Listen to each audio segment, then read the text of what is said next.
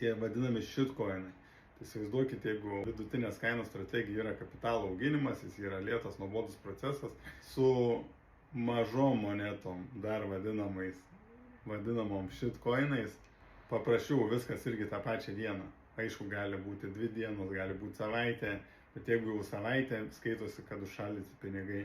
Ten tikslas yra ateiti, nusipirkti, kai ateina nauji žmonės, suneša didesnį kapitalą, parsiduoti ir išeiti. Nes šitoj strategijai PvP gaunasi žmonės prieš žmonės žaidžia. Va tą aš irgi darau, kad mes galim nupirkti monetą, kuri išleista yra prieš 5 minutės, prieš valandą, prieš parą, kai jų centralizuotose biržose dar nėra, jos nerasi nusipirkti nei Kraken'e, nei Binance, nei Bybit'e, tiesiog jų ten nėra, per anksti jau.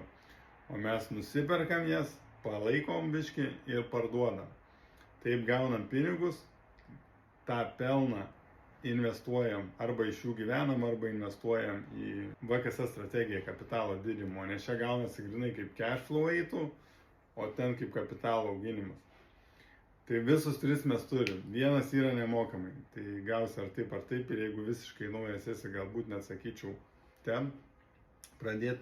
Ir apskritai visi mano mokymai yra nemokamai. Tik tai kai kuriuos mokymus galit gauti būdamas tik nariu. Ir vat narystė pas mane kainuoja. Ir tai ne kiekvieną priima. Kai parodau, žmonės pasižiūri ir tie, kurie nori arba susidomi, užpildo formą, aš tada su jais susisiekiu, mes pasikalbam, kokie yra lūkesčiai ir panašiai, kad nebūtų jokių iliuzijų.